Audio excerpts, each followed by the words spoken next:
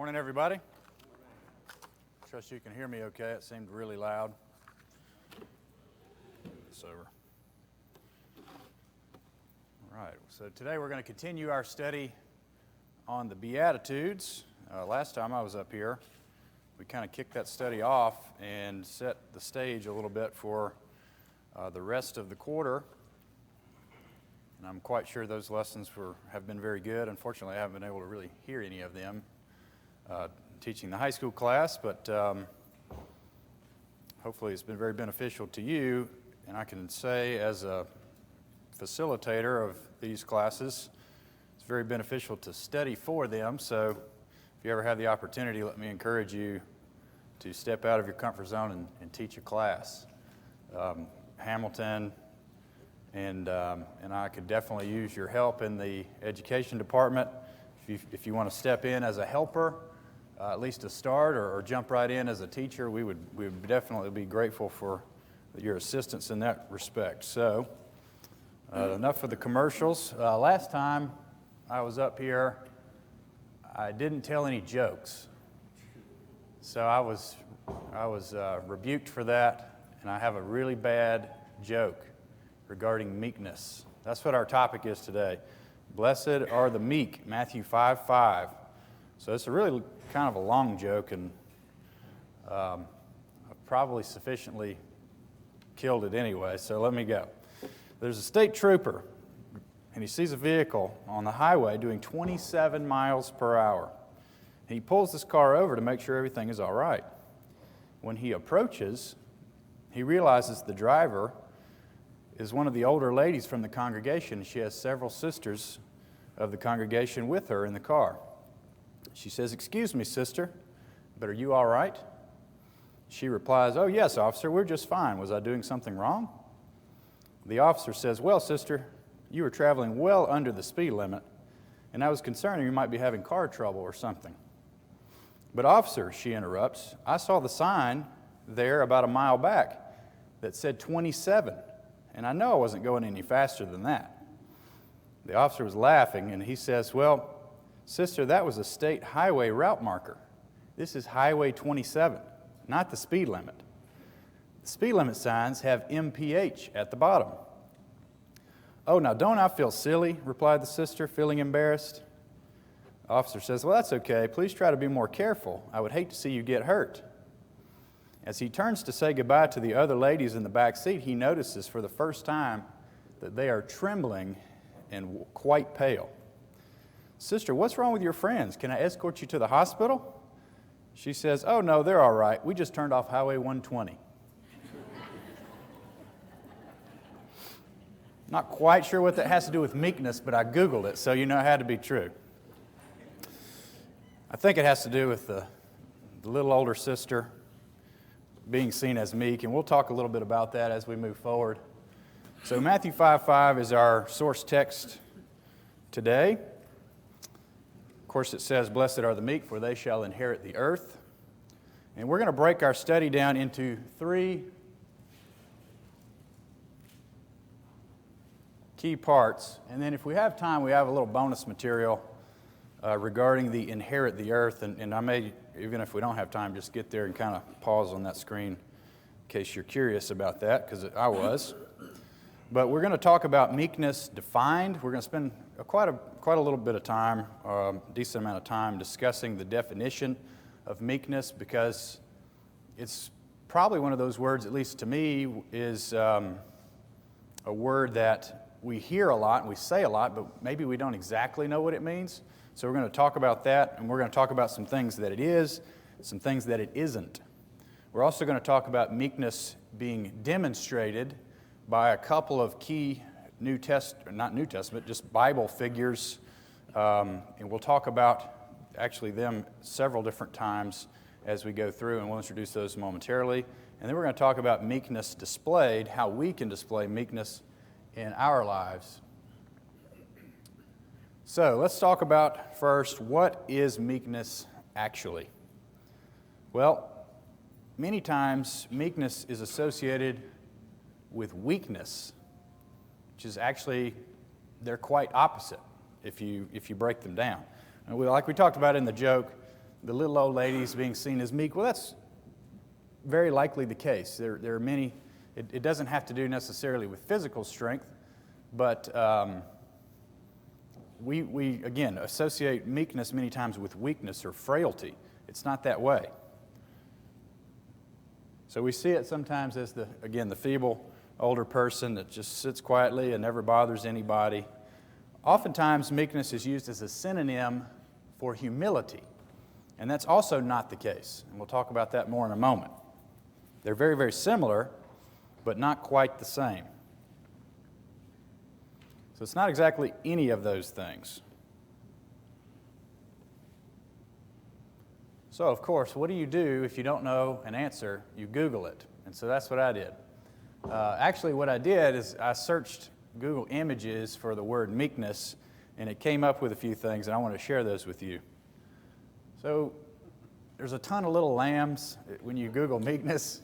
I guess, that's an association, at least with the algorithm that Google uses. Also, you'll see foot washing. There was several images of that, and that's very apt description of the attitude or the being of meek, being meek. And then this last one is a picture of meekness. Really want to share with everybody. Just kidding. I just want to put that awkward picture of Chad in there. Payback, Chad. I'm telling the me kicking the kid story. Kentucky. The kid rushed up on me in a hurry. I had to defend myself. Anyway, just kidding. So, Wayne Jackson, as I've spoken quite a lot about him in these classes, very, very renowned writer of the Brotherhood, is quite knowledgeable. And he wrote an article on Matthew 5:5, and I took a couple of bits from that. And first, let me also credit Victor Eskew. I forgot to mention him. He actually put the outline together for the lesson that I'm teaching. Of course, it's been supplemented some, but Victor Eskew definitely deserves some credit, as well as Wayne Jackson. But in Wayne's article, he wrote about Matthew 5:5. He did some Greek word study regarding the word meek. And so the Greek word for meek is actually praus, is how I would say that. And it literally means strength brought under control. So the Greeks described it as a wild horse tamed to the bridle. Of course, a wild horse, as you all know, a full-grown horse is an incredibly strong animal, can pull massive amounts of weight, and can be very dangerous if not tamed. In this case, a tamed horse can be described as meek, obviously.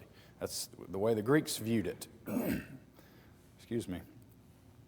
So today's modern definition is definitely not the same word in many cases, because if you look it up, and I didn't include any examples for the screen, but it says weak or frail in some cases. There's several different definitions and connotations, but it's just not what it was in the Greek origin, or at least this particular word, praus. So, in a biblical sense, though, it means one that has channeled his or her strengths for service to God. So, submission to God in the form of service, that's what meekness means. So, in this case, being called meek is actually quite a compliment. And sometimes I don't necessarily think it's used in that way. So, all right, so for the lesson, we'll describe meekness in three ways. Excuse me. One, who is willing to submit to the authority of a superior. One who is inwardly strong and confident, and that word inwardly is actually very important. And tender strength under control, kind of like a tamed stallion, like we just referenced. So we'll think about meekness in the lens of those three items that we've used to define it. So now we talked a little bit, or I talked a little bit about Moses, or not Moses, but that's what we're about to talk about our biblical examples of meekness. And so we're going to talk about Moses, and another one you're probably quite familiar with and can guess. But I'd like a couple of folks to read a few passages as we move forward So if someone flip to Numbers chapter 12, if you have a King James version, actually, if you don't mind reading that, someone with a King James, several of these are, if I put a verse on the screen, it's probably New King James, because that's what I tend to use, but quite a few of the verses that we'll reference will be King James, because the New King James translates the word meekness differently. So it'll use humility or gentleness or lowliness in some cases, and I just didn't want to lose the meek there. So does someone have Numbers 12, verse 3 with a King James? Now the man Moses was very meek, above all the men which were upon the face of the earth. Thank you. Moses was very meek above all men. The most meek, you might say, person on the face of the earth was Moses when he lived. So again, the New King James there uses gentle instead of meek. Well, what is gentle? Kind of the opposite of strength, right? So to me, it's not a fantastic translation. And I've always enjoyed the New King James, but that's one of those where I think we maybe lose a little bit. We want to keep it as close to the Greek as we possibly can, or the Hebrew in that case. You've got humble. So yeah, what do we have? American Standard?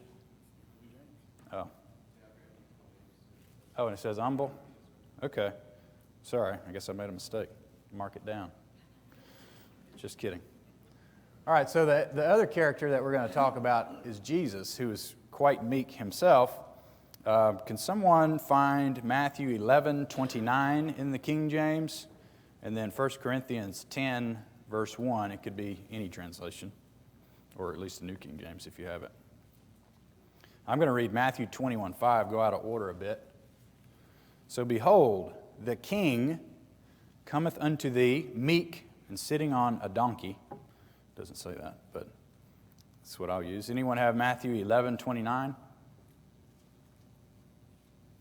Take my yoke upon you and learn of me, for I am meek and lowly in heart, and you shall find rest unto your soul. Thank you, Bob. I am meek and lowly. So we sing a song, the I am meek and lowly.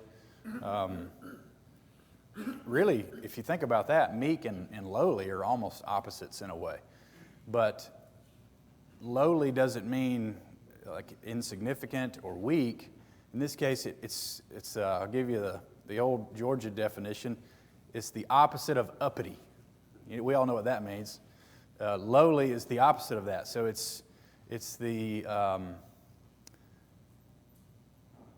lack of need to promote yourself and to be out there and be ostentatious or showy, and lowly is the opposite of that. So that's goes along with the idea of meekness. Remember, inwardly strong and confident, not necessarily showing it to everybody. 1 Corinthians 10, verse 1. Anyone have that? 2 Corinthians, 10, verse 1. Now I, Paul, myself, am pleading with you by the meekness and gentleness of Christ, who in presence am lowly among you, but being absent and bold toward you. So Paul pleading by the meekness of Jesus, who was, when he was here, at that point in time, was lowly. Again, the same idea. Not insignificant or not important or weak, but just the opposite of uppity. And I don't know really another way to say it. I think that may be the best way to describe it. So, we're commanded to follow in the footsteps of these men and be meek as well. So, a couple of different verses for us to consider regarding our conduct. So, if someone wants to look at Galatians chapter 5, verses 22 and 23, if you have King James, I'll read James 3:13. Who is wise and understanding among you? Let him show by good conduct that his works are done in the meekness of wisdom.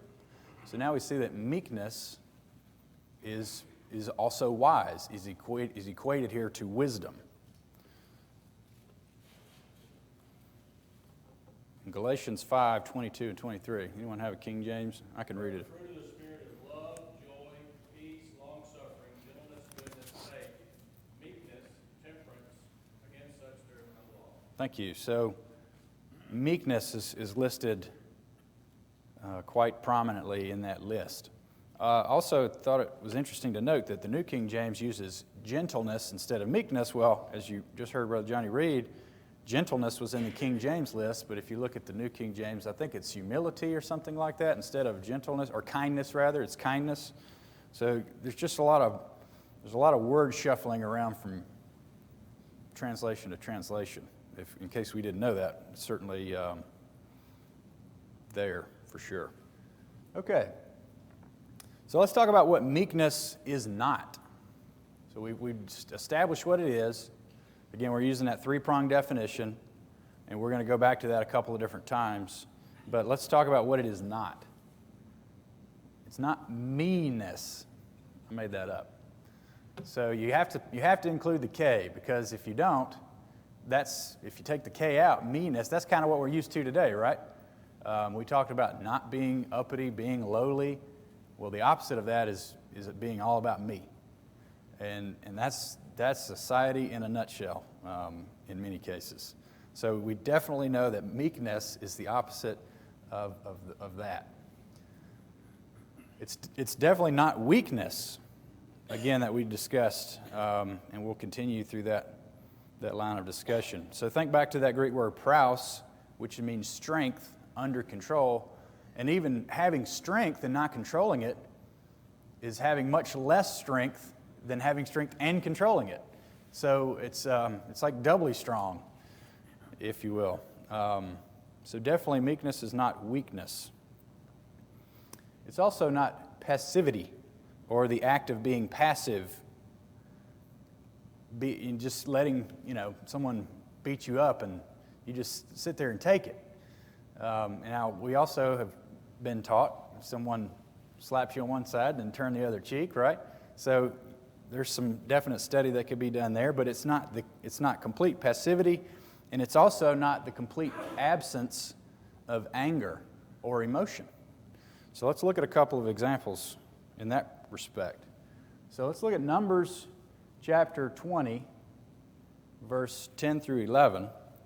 And Moses and Aaron gathered the assembly together before the rock, and he said to them, "Hear now, you rebels, must we bring water for you out of this rock?" Then Moses lifted his hand and struck the rock twice with his rod, and water came out abundantly, and the congregation and their animals drank.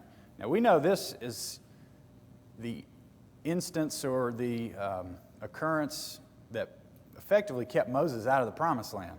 So this is a mistake.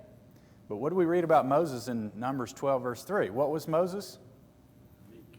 He was very meek. He was the most meek man on the earth, wasn't he? So the point being is even meek Moses can make mistakes. So we can too.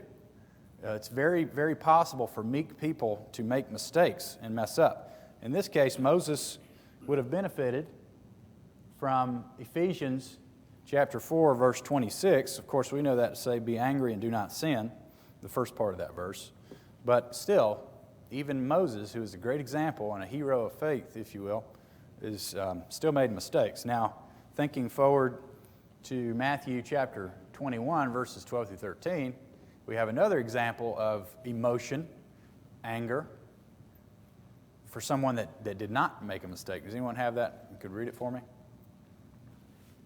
Then Jesus went into the temple of God and drove out all those who bought and sold in the temple, and overturned the tables of the money changers and the seats of those who sold doves. And he said to them, "It is written, my house shall be called a house of prayer, but you have made it a den of thieves." Thank you, a den of thieves. So he overturned the tables of the money changers. I mean, I don't think he just casually walked up to them and, swept all their stuff off and just flipped the table over. No. He went in there and he's blasting tables. I mean, Jesus is not happy. He's very upset, very angry. And he's going into the temple. He is rebuking error, but he, even though angry, did not sin like Moses, because Jesus was perfect. So, yes? Let's go back to Moses. You established that Moses was the meekest man on the face of the earth. And when he was told to speak to the rock, he struck the rock, which, as you say, essentially kept him out of the promised land, even though he was supposedly the meekest man on earth. But it's a good example of even the meekest man on earth having to deal with all the grumbling and the complaining of humanity. Well, we're about to get there. I don't want to steal some of your future points. You're stealing future thunder. Well, I'm just kidding. No, you're right. That's a great point. So, what else does meekness not do? It does not overlook or compromise error. Let's look at Matthew chapter 15, verses 1 through 3. Then the scribes and the Pharisees, who were from Jerusalem, came to Jesus, saying, "Why do your disciples transgress the tradition of the elders?" Well, let's stop there. Is the tradition of the elders binding? Is it law? No, it's tradition. So who cares? Jesus could have said. And he could have ignored that and moved on. For they do not wash their hands when they eat bread. Well, Jesus answered and said to them, "Why do you also transgress the commandment of God because of your tradition?" So in this case, Jesus is calling out their error. And he's not letting it go. He's not letting them have a free pass. He tells them very straightforwardly, you have let your traditions, which are not commandment or law, supersede God's commandment. You can't do that. That's a mistake. So meekness does not allow for transgression to go unchecked. Also, didn't give you the chapter reference. Meekness is also not humility. Again, we alluded to that earlier. Although it's closely associated with humility, it is not humility.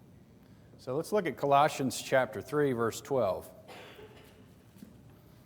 Therefore, as the elect of God, so the called out of God, holy and beloved, put on tender mercies, kindness, humility, meekness, long-suffering.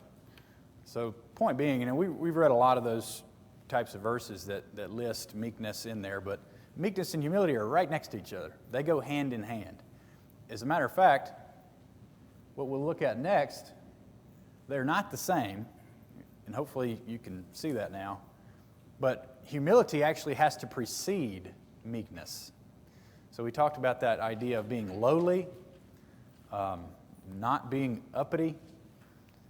That's the definition of humility. So maybe there was a better way to say that. I just,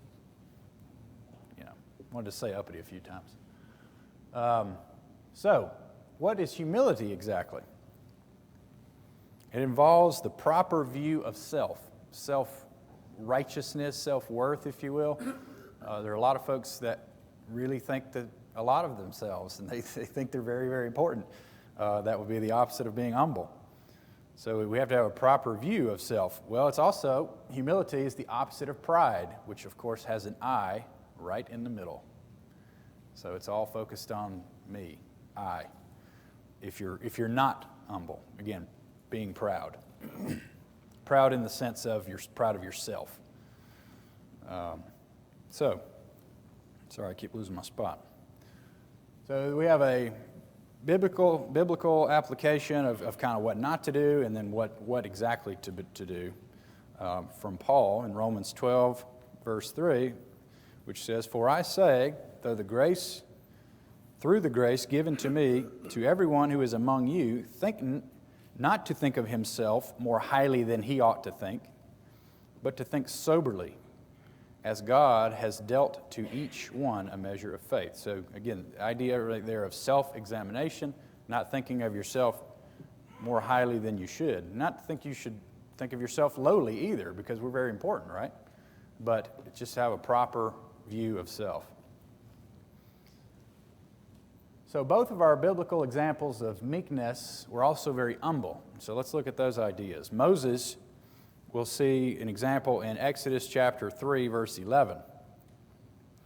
And then Jesus, Philippians 2, verse 5 through 8. Someone can flip to Philippians 2, 5 through 8. I'll ask for the help of a reader there, and I'll read Exodus 3, 11. Moses said to God, "But who am I, that I should go to Pharaoh, and that I should bring the children of Israel out of Egypt?" Moses was a pretty important guy up to this point in his life. He had been a prince of Egypt, right?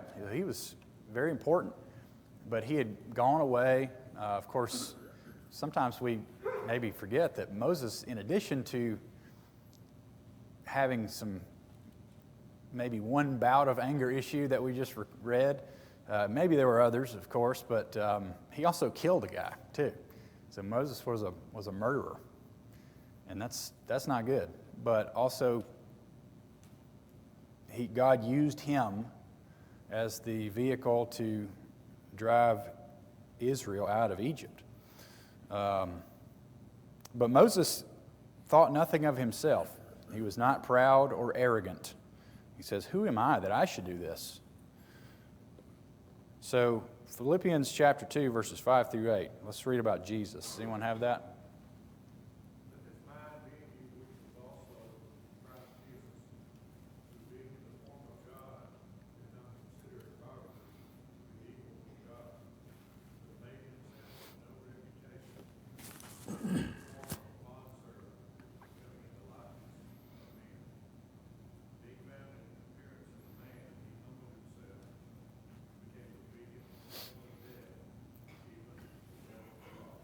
Thanks, Ricky. So Jesus there is almost not much you can add to that. Jesus is the ultimate display of meekness. So Jesus, equal with God, maybe the most important descriptive term used in that passage, but he thought it not robbery to make himself of no reputation, literally not having a reputation. He came to earth as a nobody, in the form of a bondservant, in the likeness of men. And he humbled himself, even to that point. That's a big change, right? He could have come to earth as like a king, this most powerful ruler of all time, but he didn't.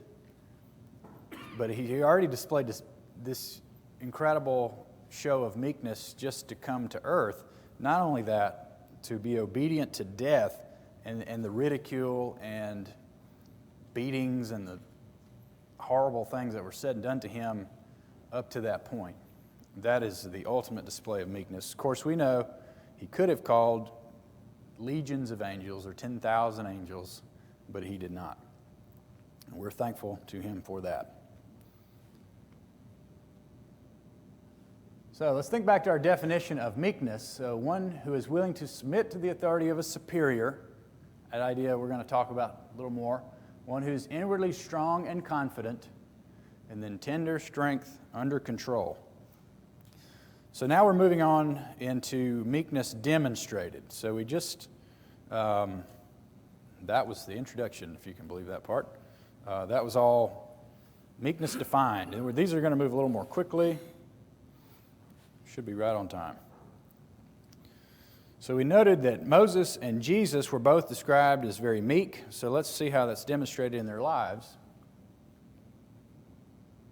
Moses, of course, was called and eventually heeded the command in Exodus chapter 4, 19 and 20. Now the Lord said to Moses in Midian, "Go, return to Egypt, for all the men who sought your life are dead." Then Moses took his wife and sons and set them on a donkey, and he returned to the land of Egypt. And Moses took the rod of God in his hand. So Moses submitted to the will of God. What did God tell him? Go. And he did. Jesus, of course, always sought to do God's will. This can be demonstrated in John chapter 6, verse 38, which says, "For I have come down from heaven not to do my own will, but the will of him who sent me." Of course, Jesus lived that out in his life. And we really see good examples of that when he was in the garden and he prayed, let this, I really don't want to go through this, but not mine, but your will be done. And of course, he carried that out, and he endured very difficult times, as we know. So, that was submission. Now let's look at one who is inwardly strong and confident. So we talked about Moses dealing with the congregation of Israel. Moses constantly dealt with issues in Israel, and he demonstrated exceptional inward strength and confidence. I was going to go back and count, because this is what we're doing in the high school Bible class. We're talking about, we actually just moved into Joshua, but we were just finished up the Exodus and Numbers and all the study that goes along with that. And we counted them actually in the Bible class, and we never did get an exact number of how many times that Israel rebelled, and God said to Moses, get away from them, because I'm done with them. I'm going to wipe them out. And Moses stepped in, and we're actually going to look at that here at the next point. And they tie together, really, but Moses stepped in and said, no, please don't. And again, we'll look at that in just a moment. So Jesus demonstrated exceptional inward strength and confidence and courage. And something, I think this quote's attributed to John Wayne or something like that, but it's courage is not, I'm going to completely butcher it, but courage is not the absence of fear, but it's being afraid and riding on anyway or something like that, saddling up anyway. So Jesus, likely was maybe had some fear. Of course he did, because we see that in the garden. He didn't want to go through what he had to go through, yet he still did it. So that's quite a display of strength. And confidence in the plan, right? Confidence in the plan of God. Same thing with Moses. So now let's look at tender strength under control in regard to our biblical examples. So Moses, in Exodus 32, verse 19, so set the stage. He and Joshua are on the mountain. They're coming down. They're bringing the law to Israel. And the people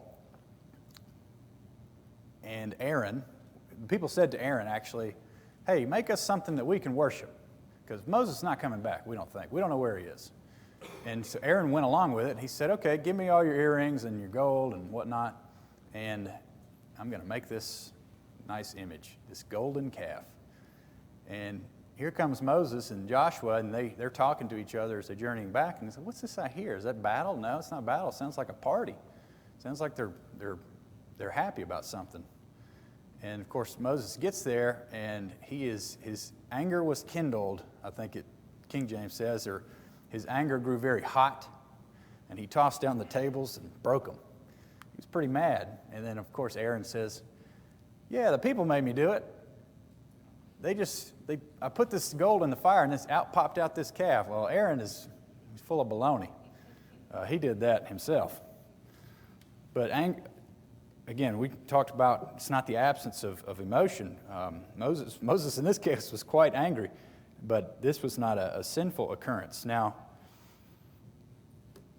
Exodus 32:19, I just kind of paraphrased the whole account, but Moses' anger became hot, that he cast the tables out of his hands and he broke them at the foot of the mountain.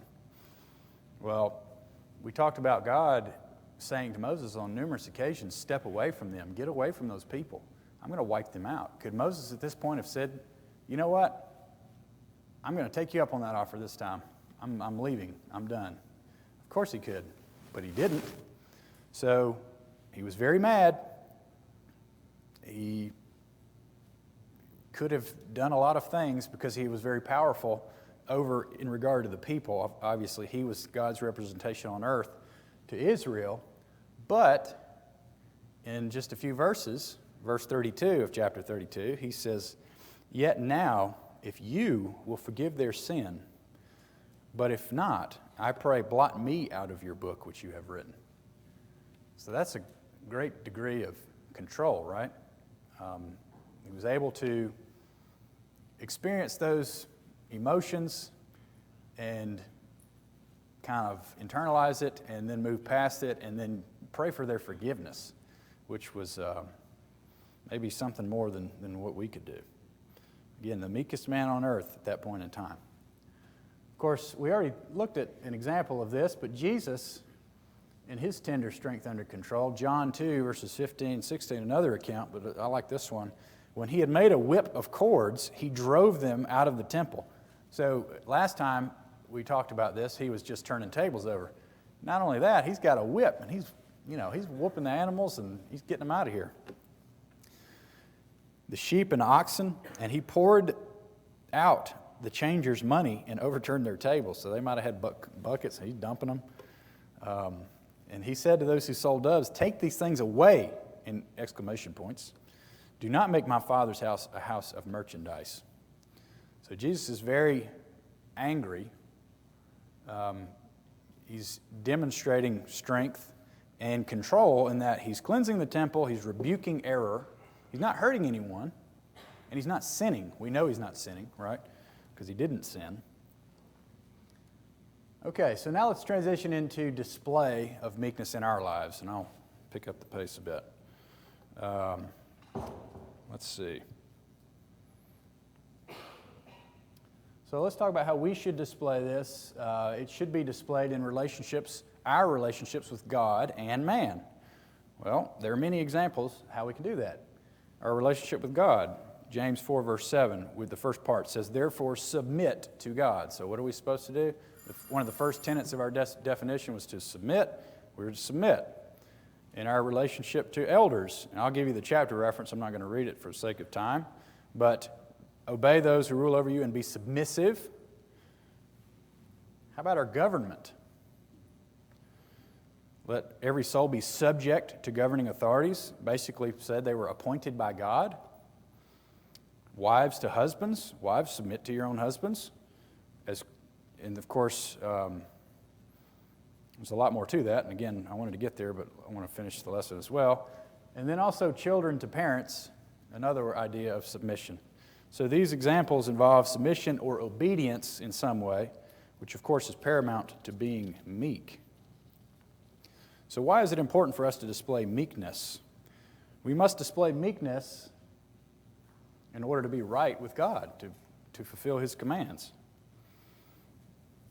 In Psalm 25, verse 9, the meek will He guide in judgment, and the meek will teach His way. To be right with God, we must therefore receive His word, which requires that we be meek, because if we receive it and we do not obey it, what good has it done? Has it done any good? So you have to be meek in that you obey or be submissive to that word. James 1:21 is a reference there, if you'd like to jot that down. Also, to be right with God, we must resemble the Beatitudes. And, of course, you've read the Beatitudes and know them pretty well, but we'll kind of do a real quick review. Being poor in spirit, well, what is that? That's humility. Of course, to mourn, we're weeping over the spiritual condition of the lost, and it's important to note we should act on that. Meekness, of course, we talked about today, and then seeking righteousness, just obeying God's plan. All right, so we must continue to display meekness toward others, especially when we try to restore the erring and we bear one another's burdens, as we read in Galatians 6:2 rather.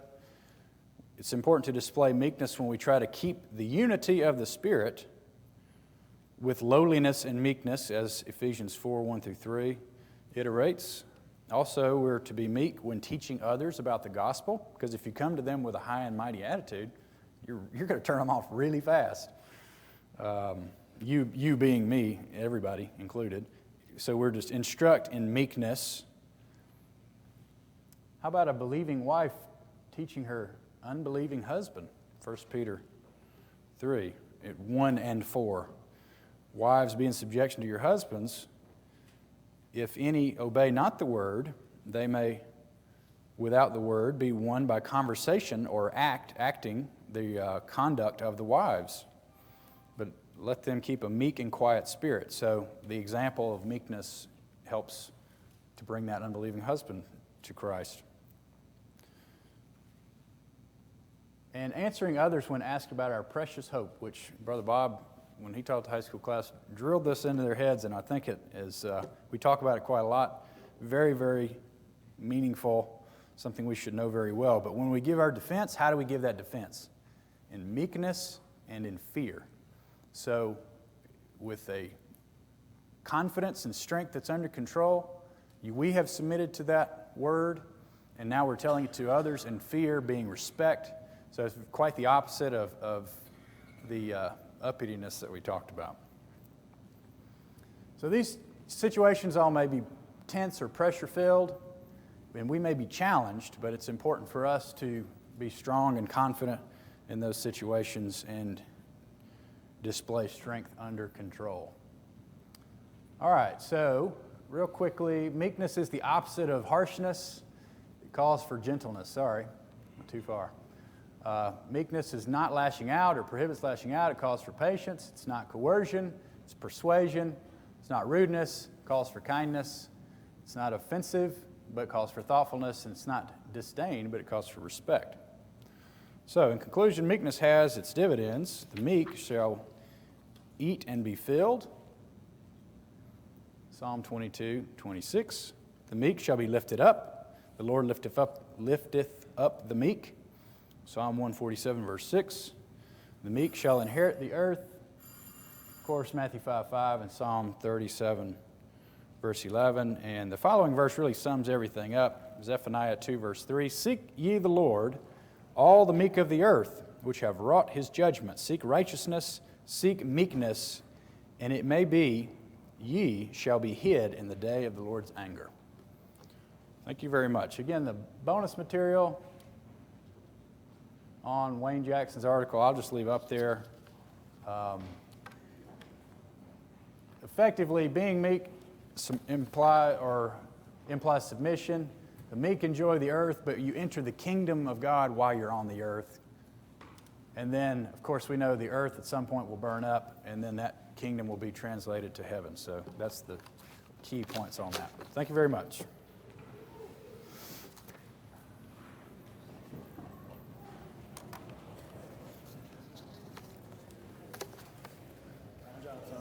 Thank you. Good job. Thank you. How long did you work on that one? I don't know, a few days. Not that long. That's a lot of PowerPoint. You put all that together yourself? Mm-hmm. Do they help you with it? No, I do it.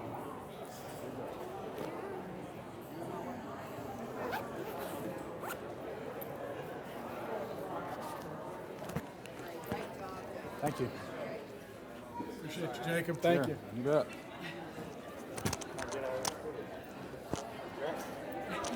You should wear that in your church when you're singing.